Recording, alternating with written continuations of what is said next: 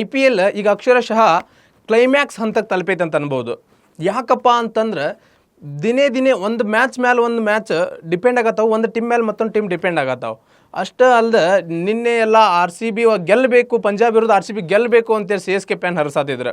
ಆದರೆ ಇವತ್ತಿನ ಮ್ಯಾಚ್ ಒಳಗೆ CSK ಗೆಲ್ಲಿ ಅಂತೇಳಿ RCB ಫ್ಯಾನ್ಸ್ ಹರಿಸುವಂಥ ಒಂದು ಸಿಚುವೇಶನ್ ಬಂದೈತಿ. ಯಾಕಪ್ಪ ಅಂತಂದ್ರೆ ಈ ಒಂದು RCB ಈಗಾಗಲೇ ಒಂದು ಹಂತಕ್ಕೆ ಹೋಗಿ ಕುಂತ್ಬಿಟ್ಟೈತೆ, ಅಂದರೆ ಕ್ವಾಲಿಫೈರ್ ಆಗೈತಿ. ಇದು ನಮಗೆಲ್ಲ ಗೊತ್ತಿರುವಂಥ ವಿಚಾರನ.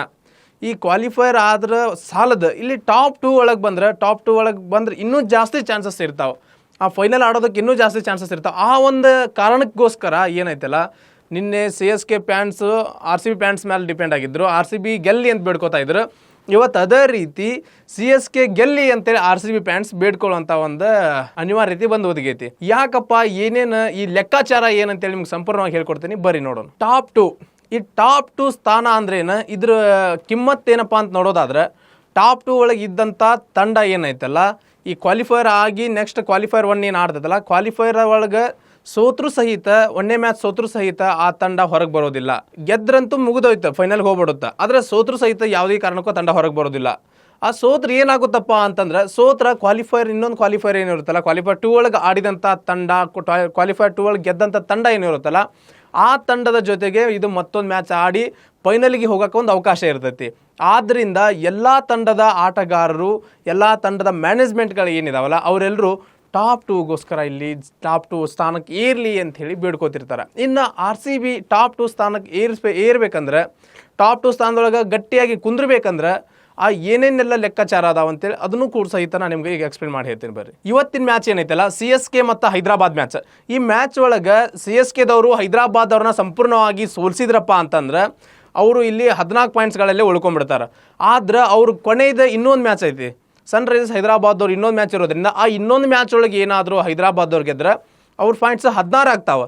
ಅವಾಗ 16 ಆದಾಗ ಅವ್ರು ಕೆಳಗಡೆ ಉಳ್ಕೊಂಡ್ಬಿಡ್ತಾರೆ. ಮತ್ತಿಲ್ಲಿ ಇನ್ನು GT ಇರೋದ್ರಿಂದ GT ಏನಾದರೂ ಗೆದ್ದು 18 ಪಾಯಿಂಟಿಗೆ ಬಂತಂದ್ರೆ ಅವಾಗ RCB ಮತ್ತು GT ಟಾಪಲ್ಲಿರುತ್ತೆ. ಆದ್ದರಿಂದ ಇವತ್ತಿನ ಮ್ಯಾಚು ಹೈದರಾಬಾದವರು ಗೆದ್ರೆ ಮುಂದೆ RCB ಲೆಕ್ಕಾಚಾರ ಉಲ್ಟಾಗೋ ಚಾನ್ಸಸ್ ಇದಾವೆ. ಆದ್ದರಿಂದ RCB ಅಭಿಮಾನಿಗಳು ಕೇಳ್ಕೊಳ್ಳೋದೇನಪ್ಪ ಅಂತಂದ್ರೆ, ಇವತ್ತಿನ ಪಂದ್ಯದೊಳಗೆ CSK ಗೆಲ್ಲಲಿ, ಹೈದರಾಬಾದ್ ಸೋಲಲಿ ಅಂತೇಳಿ ಬೇಡ್ಕೋತಾ ಇದ್ದಾರೆ. ಇನ್ನು ಮ್ಯಾಚ್ ಎಲ್ಲ ಅನ್ಕೊಂಡಂಗೆ ಉಲ್ಟಾಗಿ ಸಂಪೂರ್ಣವಾಗಿ ಹೈದರಾಬಾದ್ ಗೆತ್ತಪ್ಪ ಅಂತಂದ್ರೆ, CSK ಸೋಲ್ತಪ್ಪ ಅಂದರೆ ಏನಾಗುತ್ತೆ ಅಂತ ನೋಡೋದಾದ್ರೆ, CSKದವ್ರು ಏನಾದರೂ ಸೋತು ಸನ್ರೈಸರ್ಸ್ ಹೈದರಾಬಾದವ್ರು ಗೆದ್ರಪ್ಪ ಅಂದ್ರೆ ಅವರು 16 ಪಾಯಿಂಟ್ಸ್ ಆಗ್ತಾವೆ. 16 ಪಾಯಿಂಟ್ಸ್ ಆದಾಗ RCB ಅವ್ರದ್ದು ಕೊನೆಯದ ಇನ್ನೊಂದು ಮ್ಯಾಚ್ ಐತಿ, ಅದೇ ಈ ಹೈದರಾಬಾದವ್ರ ಜೊತೆನ. ಆ ಮ್ಯಾಚು RCB ಅವರು ಗೆಲ್ಲಲೇಬೇಕಾಗುತ್ತೆ. ಅಷ್ಟೇ ಅಲ್ಲ, ಅದು ಭಾಳ ರಿಸ್ಕಿ ವಿಚಾರ ಸಹಿತ ಹೌದು. ಅವಾಗ ಅನಿವಾರ್ಯತೆ ಇದ್ದಾಗ ಸ್ವಲ್ಪ ಟೀಮಲ್ಲಿ ಆಗಿರ್ಬೋದು, ಆಟಗಾರಲ್ಲಾಗಿರ್ಬೋದು, ಅವನ ಟೆನ್ಷನ್ ಇರುತ್ತೆ. ಆ ಒಂದು ಟೆನ್ಷನಲ್ಲಿ ಸ್ವಲ್ಪ ಮ್ಯಾಚ್ ಏನಾದರೂ ಆಗೋ ಚಾನ್ಸಸ್ಗಳಿರ್ತಾವೆ. ಆದ್ದರಿಂದ ಹೈದರಾಬಾದ್ ಇಲ್ಲೇ ಸೋತ್ಬಿಟ್ರೆ ಅದು RCBಯ ಒಂದು ಟಾಪ್ 2 ದಾರಿಗೆ ಮತ್ತಷ್ಟು ಸುಗಮವಾದಂಥ ದಾರಿ ಆಗ್ತೈತಿ. RCBಗೆ ಬಹಳ ಅಂದ್ರೆ ಬಹಳ ಹೆಲ್ಪ್ ಆಗ್ತೈತಿ.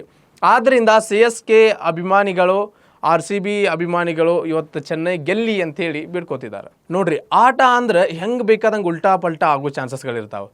ಎದುರಾಳಿ ತಂಡಗಳು ಸೇರಿ ಇವತ್ತು ಬೇರೆ ಮ್ಯಾಚ್ ಐತಿ ಅಂದಾಗ CSK ಮತ್ತು RCB ತಂಡದ ಒಂದು ಅಭಿಮಾನಿಗಳು ಏನಿದಾರಲ್ಲ, ಗ್ರೌಂಡ್ ಒಳಗಾಗಿರ್ಬೋದು, ಗ್ರೌಂಡ್ ಹೊರಗಾಗಿರ್ಬೋದು, ಅಥವಾ ಯಾವುದಾದ್ರು ಸಾಮಾಜಿಕ ಜಾಲತಾಣಗಳಾಗಿರ್ಬೋದು, ಒಬ್ರಿಗೊಬ್ಬರು ಕೆಸರು ಎರಚಾಡೋದನ್ನು, ಬೈದಾಡೋದನ್ನು ನಾವೆಲ್ಲ ನೋಡ್ಕೊಂಡೇ ಇರ್ತೀವಿ.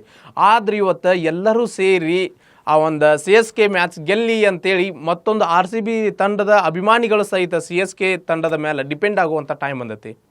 ಆಟ ಅಂದ್ರೆ ಹಿಂಗೆ, ಈ IPL ಅಂತೂ ಬರ್ತಾ ಒಂದಷ್ಟು ಕ್ಲೈಮ್ಯಾಕ್ಸ್, ಸಂಪೂರ್ಣ ಕ್ಲೈಮ್ಯಾಕ್ಸ್ ಹಂತಕ್ಕೆ ಬರತ್ತಿ. ಒಂದು ಪಿಕ್ಚರ್ ಮುಗಿಬೇಕಾದ್ರೆ ಇನ್ನೇನಾಕತಿ ಅಂತ ಕುತೂಹಲ ಇರುತ್ತಲ್ಲ, ಆ ರೀತಿಯಾದಂಥ ಒಂದು ಕುತೂಹಲ ಇಲ್ಲಿ ಮೂಡಾಕತ್ತೈತಿ. ಈಗ ನೆಕ್ಸ್ಟ್ ಮುಂದಿನದಾಗಿ ನಾವು ಈ ಮ್ಯಾಚಲ್ಲಿ ಏನಾಗಬಹುದು ಅಂತೇಳಿ ನಿಮಗೇನು ಅನಿಸ್ತೈತಿ, ಮತ್ತು ಹೊಳ್ಳಿ ಇವತ್ತಿನ ಒಂದು ಮ್ಯಾಚ್ ಒಳಗೆ CSK ಗೆಲ್ಲಬೇಕಾ ಬೇಡವಾ, ಅಥವಾ CSK ಗೆದ್ದು RCB ದಾರಿ ಸುಗಮ ಮಾಡಿಕೊಡ್ಬೇಕಾ, RCBಯ ಟಾಪ್ 2 ಹೋಗುವಂಥ ದಾರಿ ಸುಗಮ ಮಾಡಿಕೊಡ್ಬೇಕಾ, ನಿಮಗೇನು ಅನಿಸುತ್ತೆ ಕಮೆಂಟ್ ಮಾಡಿ ತಿಳಿಸ್ರಿ.